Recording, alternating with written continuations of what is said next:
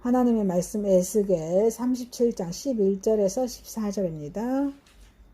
11절입니다. 또 내게 이르시되 인자야 이 뼈들은 이스라엘 온 족속이라. 그들이 이르기를 우리의 뼈들이 말랐고 우리의 소망이 없어졌으니 우리는 다 멸절되었다 하느니라. 그러므로 너는 대언하여 그들에게 이르기를 주 여호와께서 이같이 말씀하시기를 내 백성들아 내가 너희 무덤을 열고 너희로 거기에서 나오게 하고 이스라엘 땅으로 들어가게 하리라. 내 백성들아 내가 너희 무덤을 열고 너희로 거기에서 나오게 한즉 너희는 내가 여호와인 줄을 알리라. 내가 또 내 영을 너희 속에 두어 너희가 살아나게 하고 내가 또 너희를 너희 고국 땅에 두리니 나 여호와가 이 일을 말하고 이룬 줄을 너희가 알리라. 여호와의 말씀이니라. 아멘. 요한복음 14장 1절에서 4절 17절 34절에서 44절입니다.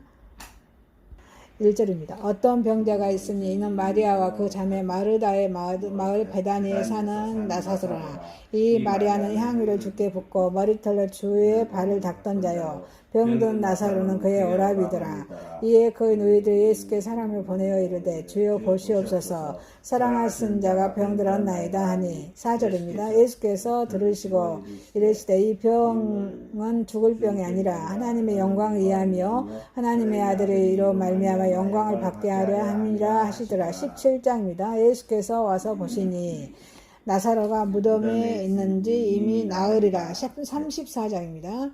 34절입니다. 이르시되 그를 어디 두었느냐 이르되 주여 와서 보옵소서 하니 예수께서 눈물을 흘리시더라. 이에 유대인들이 말하되 보라 그를 얼마나 사랑하였는가 하며 그중 어떤 이는 말하되 맹인의 눈을 뜨게 한 이 사람이 그 사람은 죽지 않게 할 수 없었더냐 하더라. 예수께서 다시 속으로 비통히 여기시며 무덤에 가시니 무덤이 굴이라 돌로 막았거늘 예수께서 이르시되 돌을 옮겨 놓으라 하시니 그 죽은 자의 누이 마르다가 이르되 주여 죽은 자가 나흘이 되었으며 벌써 냄새가 나다이다.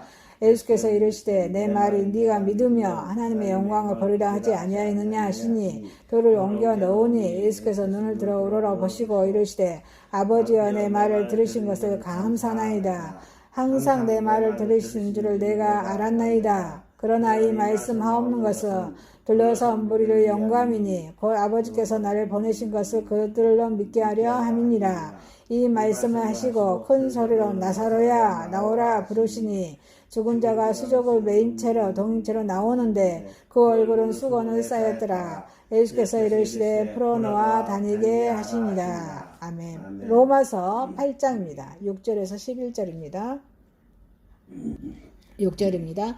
육신의 생각은 사망이요 영의 생각은 생명과 평안이라. 육신의 생각은 하나님과 원수가 되나니 이는 하나님의 법에 굴복하지 아니할 뿐 아니라 할 수도 없습니다. 육신에 있는 자들은 하나님을 기쁘시게 할 수 없느니라. 만일 너희 속에 하나님의 영이 거하시며 너희가 육신에 있지 아니하고 영에 있나니 누구든지 그리스도의 영이 없으며 그리스도의 사람이 아니라. 또 그리스도께서 너희 안에 계시며 몸은 죄로 말미암아 죽은 것이나 영은 의로 말미암아 살아있는 것이니라. 예수를 죽은 자 가운데서 살리신 이의 영이 너희 안에 거하시며 그리스도 예수를 죽은 자 가운데서 살리신 이가 너희 안에 거하시는 그의 영으로 말미암아 너희 죽을 몸도 살리시니라. 아멘.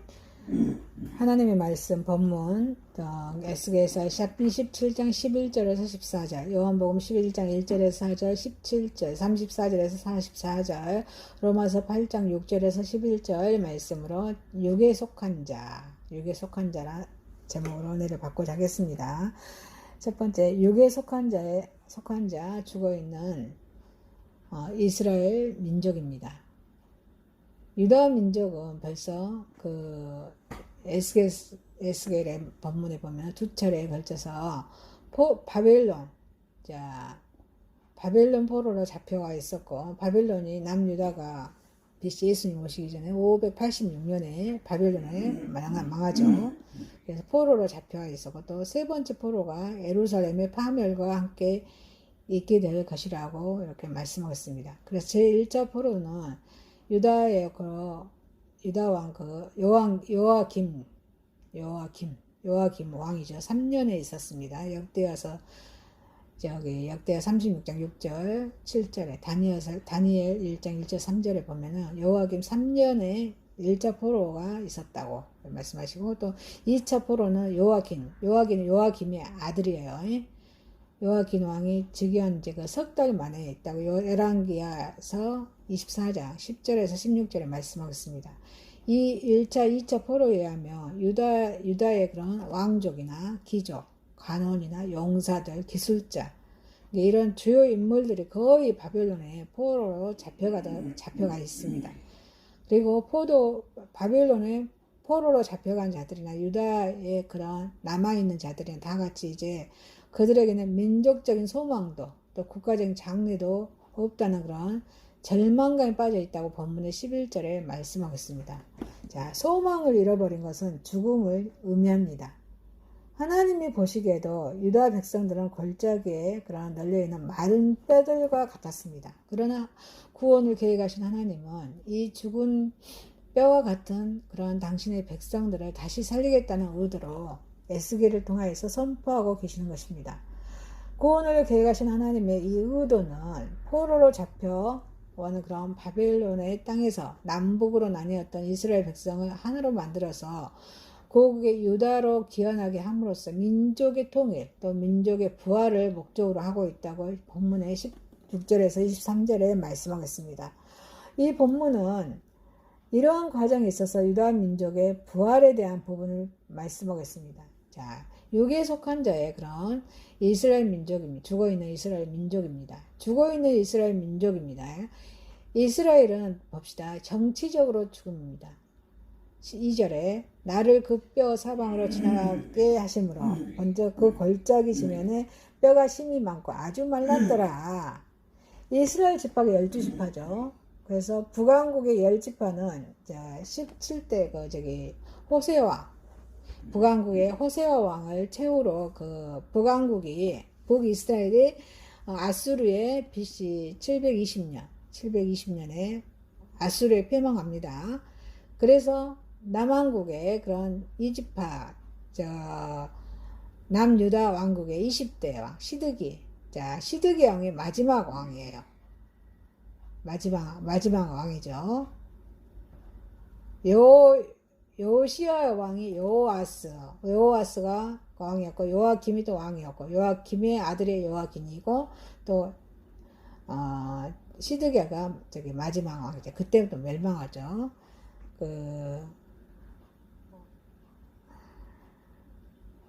시드기야의 그러한 치세의 중반기를 넘어서고 남왕국에 있었을 때입니다. 그래서 남왕국 유다는 이미 바벨론에 의해서 2차 포로를 경험했고 또 유다 왕국의 멸망이 5년으로 임박해 있었습니다.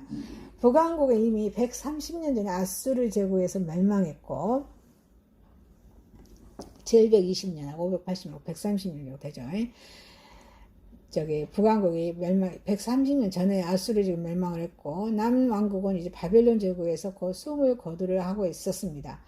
이 이스라엘 민족의 정치적인 생명이 이미 죽은 것이나 마찬가지였습니다. 이스라엘의 종교적인 죽음을 또 봅시다.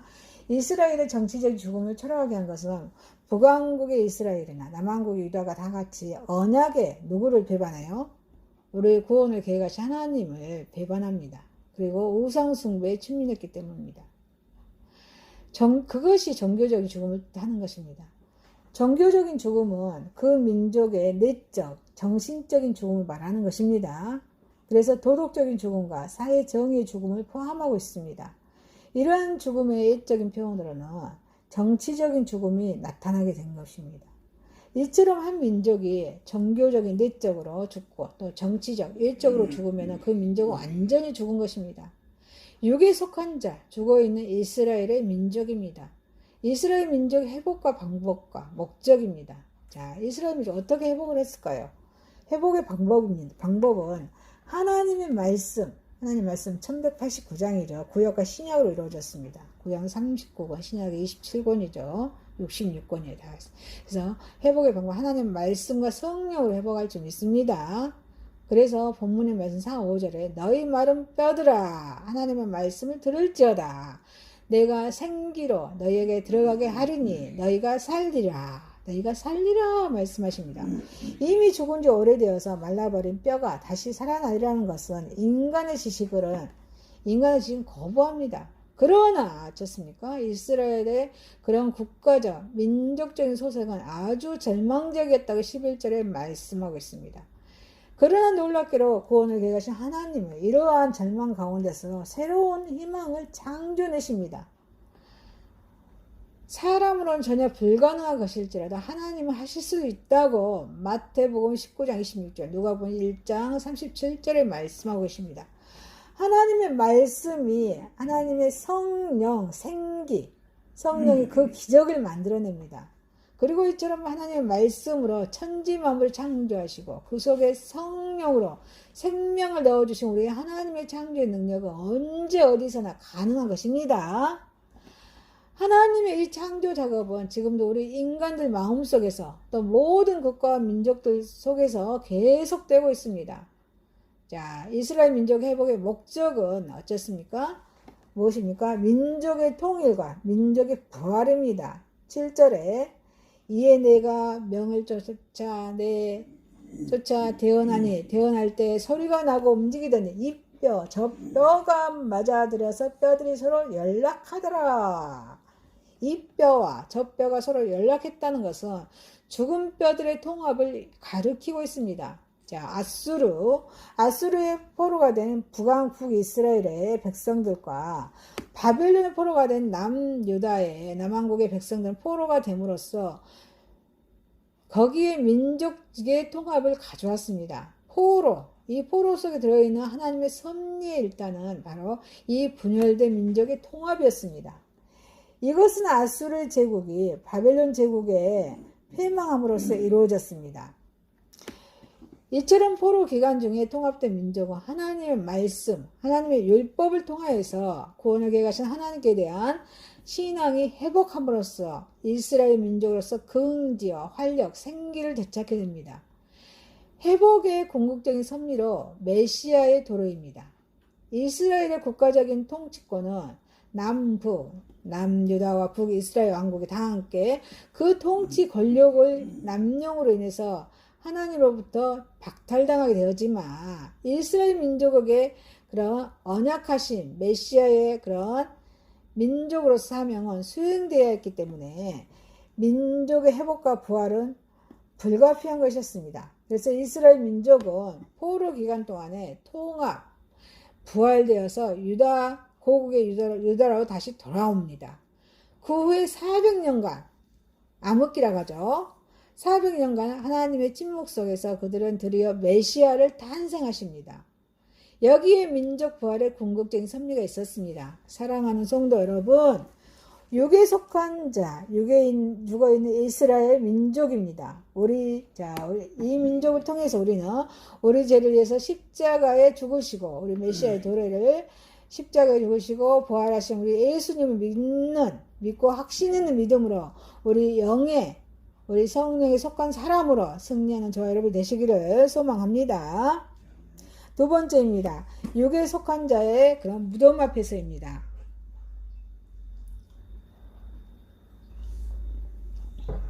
이 요한복음 11장은 나사로의 부활장이죠. 예루살렘 근교에 베다니, 근데 예루살렘 그 밑으로 가면 베다니라는 마을이 있어요.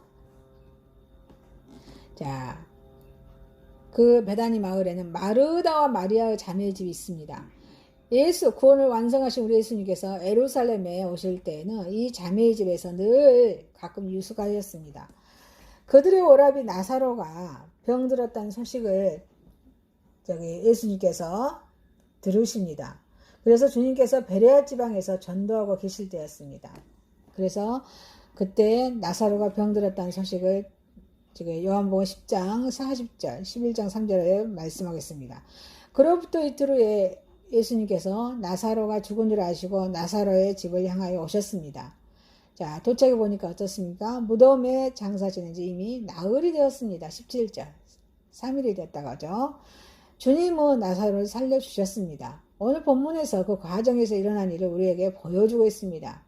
육에 속한 자의 무덤 앞에서입니다. 나사로의 무덤 앞에서 서신 우리 예수님께서 유대인들의 두 견해입니다.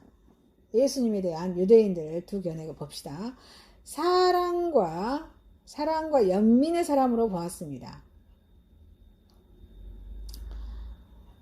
자, 봅시다. 36절. 이에 유대인들이 말하되 보라 그를 어떻게 사랑하였는가. 유대인들의 이 말이 예수님께서 나사로의 무덤 앞에 이르되 눈물을 흘리신 것을 보고 한 말입니다. 성경 하나님 말씀이죠. 성경에 예수께서 웃으셨다는 기록은 없어도 우셨다는 기록이 여기 장면이 있습니다. 그래서 누가복음 19장 41절 42절 나사로의 무덤 앞에서와 오셨다는 장면, 예루살렘 성 앞에서 그 패망을 보시고 패망을 생각하시고 오셨다고 말씀하고 있습니다. 자, 25절에 나는 부활이요 생명이라고 말씀하신 우리 주님이 무덤 앞에서 오신 뜻이 어디에 있습니까? 그것은 인간의 그런 비참한 인간의 운명에 대한 깊은 연민, 또 가정의 슬픔을 나의 슬픔으로 동화시키는 참으로 인간적인 심성의 발로로 이해됩니다. 그것은 또 인간의 모든 슬픔과 고통을 대신해서 짊어지신 우리 대속주로서 한 면모를 상징적으로 보여주신 것이라고 하겠습니다. 우리 주님의 눈물 속에는 이러한 신적인 사랑과 인간의 연민이 들어있습니다. 그래서 그들은 그것을 본 것입니다. 그래서 36절에 보라 그를 어떻게 사랑하였는가. 인간에 대한 그리스도의 사랑은 그의 연민과 긍휼에 근거하고 있습니다. 무능하고 일관성이 없는 사람으로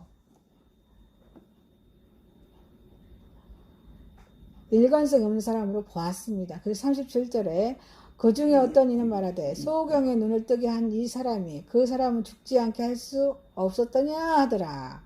한 사물에 대한 이해는 각각 보는 시각에 따라 달라집니다. 유대인들 가운데 일부는 무덤 앞에서 눈물을 흘리고 있는 그 무능한 자로 예수를 보았습니다.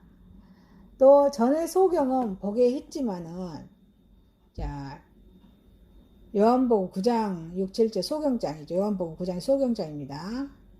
자, 소경을 보게 했지만 죽음 앞에서 무능한 것이 아니냐는 것이고 소경을 보게 한 그 능력을 어째서 지금 발휘하지 못하는 것이냐 하는 뜻이 내포되어 있습니다. 거기에는 우리 예수님의 신적인 능력에 대한 일관성의 계를 비난하는 뜻과 더 나아가서는 죽지 않게 할 수 있는 능력이 없는 자라면 소경을 보게 할 것도 속임수가 아니냐는 뜻도 들어있습니다. 우리 예수님의 교훈과 행동을 불신앙적인 시각으로 보면은 거의가 넌센스 보는 게 되는 것이 우리 하나님의 섭리입니다. 그래서 긍정적인 시각은 구원을 받고 부정적인 시각은 멸망을 당한다고 고린도전서 1장 18절에 말씀하고 있습니다. 육에 속한 자의 무덤 앞에서입니다. 나사로의 무덤 앞에서 예수님께서 하신 일입니다. 무덤 문에 돌을 옮겨 놓으라고 하십니다. 그래서 39절에 예수께서 가라사대 돌을 옮겨 놓으라.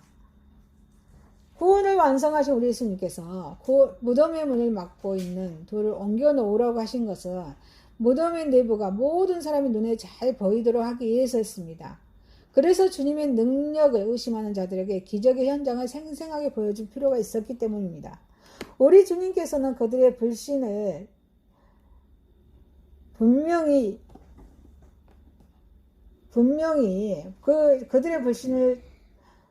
그들의 불신을 통분히 여기셨습니다. 그래서 명명백백강그러 증거를 보여주시고자 하신 것입니다. 그래서 예수님 하나님께 기도하십니다. 41절에 예수님께서 눈을 들어 우러러보시고 가라사대 아버지여 내 말을 들으신 것을 감사하나이다. 주님의 이 기도는 앞으로 되기를 바라는 기도가 아니라 이미 응답받는 기도에 대한 감사입니다.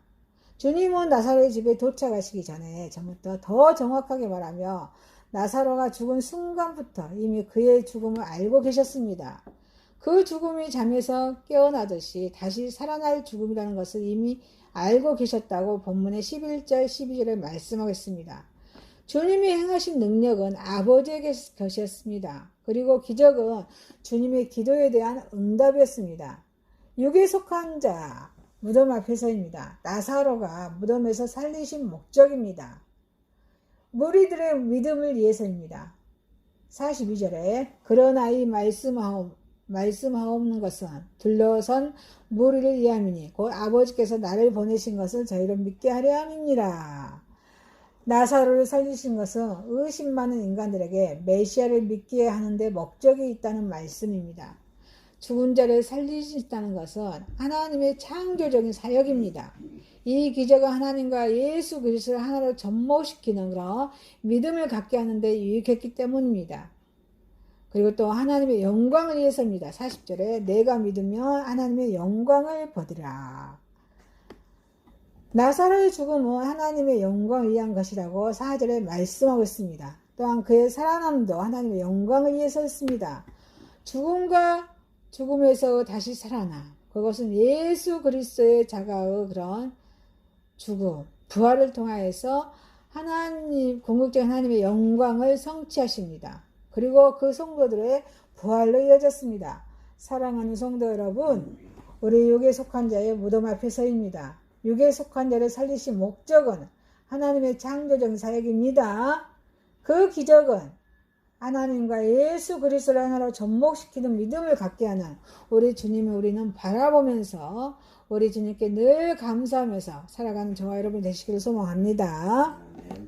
세 번째입니다. 육에 속한 자입니다.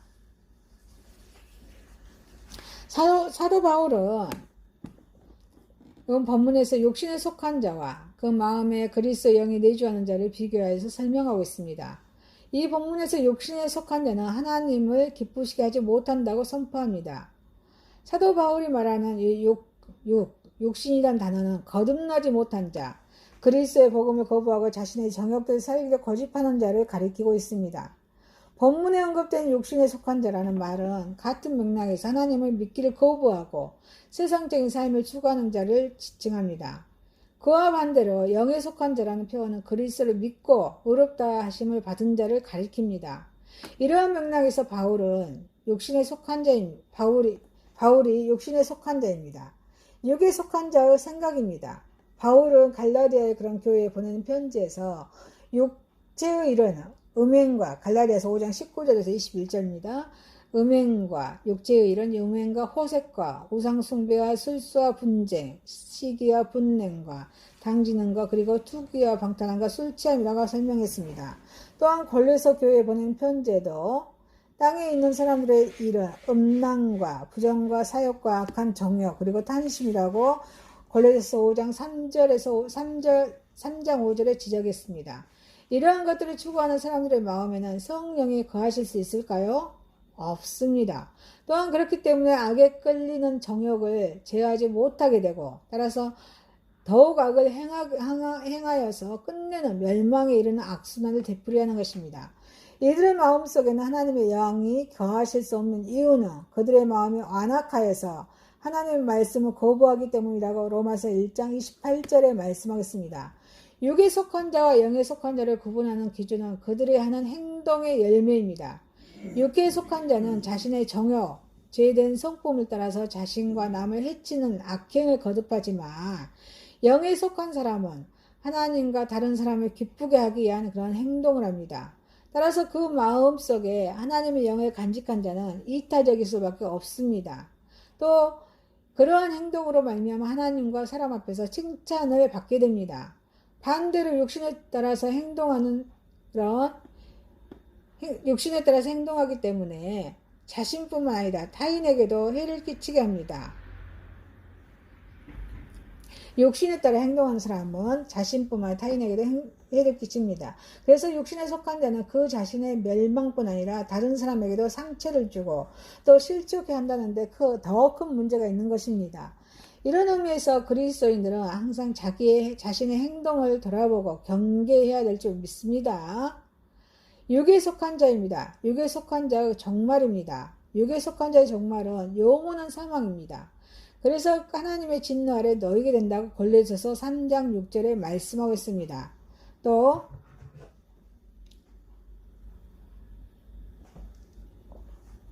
하나님의 나라를 유업으로 받는 자격을 박탈당한다고 고린도전서 15장 50절에 말씀하십니다. 그러나 더욱 중요한 사실은 하나님을 거부한 자들이 이러한 자신들의 정말을 깨닫지 못한다는 것입니다. 여기에서 신자의 그런 저와 여러분의 그런 내가 알고는 우리 예수님을 전도해야 한다는 그런 필요성을 말씀해주고 있습니다. 만일에 그리스도인들이 진정으로 마지막 때에 준엄한 그런 심판을 생각한다며 육에 속한 불신자들에 대한 연민과 아픔을 가질 수 있어야 될 줄 믿습니다. 불신자들의 정말을 알고 있으면서도 그들을 안타깝게 여기지도 않고 그들에게 생명의 길을 제시하지도 않는다면 이것도 하나님의 책망을 면할 길이 없습니다. 신자들 자신이 과거에 그리스도를 받아들이기 이전에 바로 그들의 육신의 소욕을 따라서 살았던 사실을 항상 우리는 명심해야 될 줄 믿습니다. 그래서 자신에게는 그러한 모습이 다시 나타나지 않도록 절제하고 인내해야 될 줄 믿습니다. 그런 다음에 다른 사람들을 향해서 진리를 외쳐야 할 것입니다. 육에 속한 자입니다. 그리스도인과 정화입니다. 그리스도의 복음을 받아들이고 구원을 받았다고 해서 그 구원이 완전히 성취된 것은 아닙니다. 예수 그리스도를 믿고 중성 다시 태어났으며 그때부터 새로운 삶이 시작됩니다. 그 삶은 때로는 고난이고 아픔이지만 그 과정을 겪어야 됩니다. 그리스도의 장성한 분량에 이르게 됩니다. 사도 바울은 신자가 맺어야 할 열매를 성령의 9가지죠. 사랑과 희락과 화평과 오래 참음과 자비와 장성과 충성과 온유와 절제라 라고 말씀하고 있습니다. 우리의 삶은 이러한 삶의 열매를 맺으면서 살아가야 될 줄 믿습니다. 아직 욕심을 지니고 있기 때문에 때로는 실수도 방황도 합니다. 그런 과정을 통해서 저와 여러분은 성장하게 될 줄 믿습니다. 왜냐하면 우리 성령님께서는 우리는 늘 구원으로 인도하시죠. 우리 성령님께서는 우리의 삶을 주관하시고 또 바른 길로 인도하시기 때문입니다.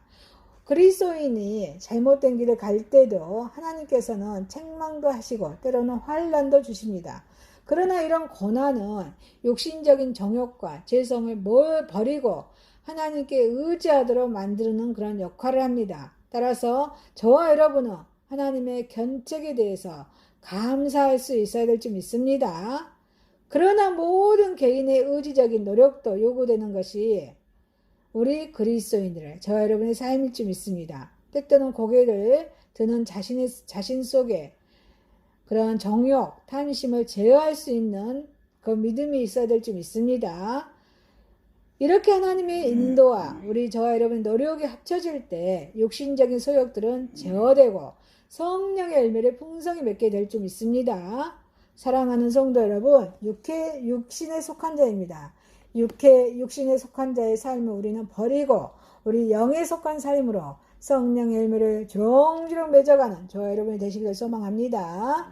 말씀을 마칩니다. 에스겔서 37장 11절에서 14절이었습니다. 요한복음 11장 1절에서 4절, 17절 34절에서 44절이었습니다. 로마서 8장 6절에서 11절이었습니다. 제목 육에 속한 자였습니다.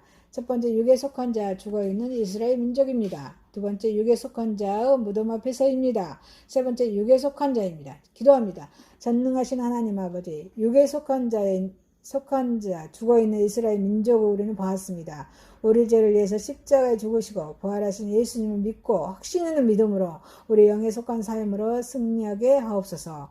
우리 육에 속한 자 살리신 목적은 하나님의 창조적인 사역이고 또 이 기적 하나님과 예수 그리스도 하나로 접목시키는 믿음을 갖게 하는 그런 주님의 목적을 바라보게 하여 주시고 그 목적에 우리는 감사하면서 살아가게 하옵소서. 육에 속한 삶을 우리는 버리고 우리 영에 속한 삶으로 우리 성령의 열매를 주렁주렁 맺어가며 살아가게 하옵소서. 예수님의 이름으로 기도하옵나이다. 아멘.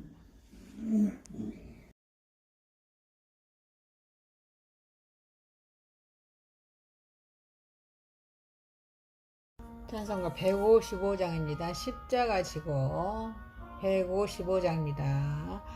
십자가 지고 주님 가신 길 붉은 피 흘린 고난의 길 우리 지고 홀로 가신 길 이 길은 고난의 길 승리의 길 멸시와 천대 받고 가는 길 구속의 역사 베푸신 길 우리의 모두 지고 홀로 가신 길 이 길은 고난의 길 승리의 길 골고다 언덕 주님 가신 길 우리의 구원 이루신 길 우리의 모두 지고 홀로 가신 길 이 길은 고난의 길 승리의 길 아멘.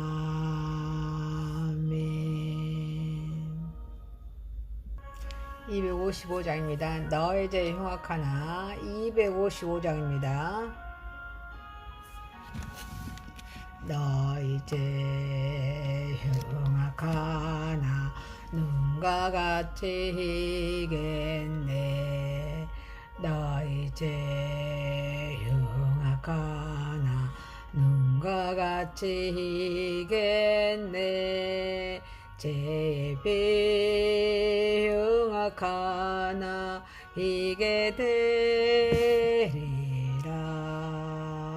롱빛 같은 내 죄 중빛 같은 내 죄 눈과 같이 희겠네 눈과 같이 희겠네 악한 죄 벗으라고 주님 너를 부르네 악한 죄 벗으라고 주님 너를 부르네 하나님 크신 사랑 한이 없어라 악한 죄 벗으라고 악한 죄 벗으라고 주님 너를 부르네 주님 너를 부르네 너희 죄 사해 주사 기억하니 하시네 너희 죄 사해 주사 기억하니 하시네 불쌍한 사람들아 오라 하시네 너희 죄 사해 주사 너희 죄 사해 주사 기억하니 하시네 기억하니 하시네. 찬송가 263장입니다. 이 세상 험하고 이 세상 험하고 나 비록 약하나 주 기도 힘쓰며 큰 권능 얻겠네 주의 은혜로 대속받아서 비와 같이 붉은 제 눈같이 희겠네 주님의 권능은 한없이 크니 돌 같은 내 마음 건너겨 주소서 주의 은혜로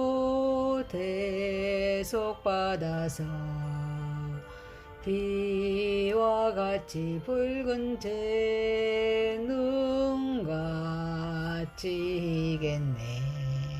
내 마음이 약하여 늘 넘어지오니 주 예수 힘주사 굳세게 하소서. 주 대속받아서 비와 같이 붉은 제 눈같이 이겠네. 제사함 받은 후 새 사람 되어서 주 앞에 서는 날 늘 찬송하겠네. 주의 은혜로 대속받아서 불과 같이 붉은 제 눈같이 이겠네. 아멘. 아멘. 289장입니다. 주 예수 내 맘에 들어와.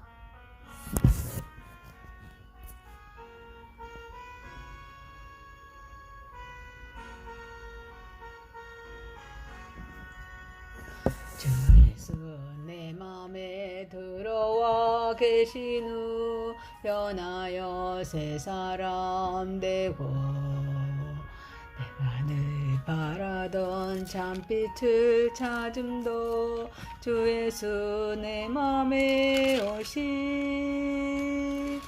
주 예수 내 맘에 오시. 주 예수 내 맘에 오시. 물밀듯 내 맘에 기쁨이 넘치무 주 예수 내 맘에 오시. 주 예수 내 맘에 들어와 계신 후 망령된 행실을 끊고 머리털보다도 더 많던 내 죄가 눈보다 더 희어졌네. 주 예수 내 맘에 오시. 주 예수 내 맘에 오시. 물밀듯 내 맘에 기쁨이 넘치무 주 예수 내 맘에 오시. 내 맘의 소망을 든든히 가짐은 주 예수 내 맘에 오시. 의심의 구름이 사라져 버림도 주 예수 내 맘에 오시. 주 예수 내 맘에 오시. 주 예수 내 맘에 오시. 물밀듯 내 맘에 기쁨이 넘치무 주 예수 내 맘에 오시. 사망의 음침한 골짜기 가다가 밝은 빛 호련히 비쳐 저 멀리 하늘을 환하게 보인도 주 예수 내 맘에 오시. 주 예수 내 맘에 오시. 주 예수 내 맘에 오시. 물밀듯 내 맘에 기쁨이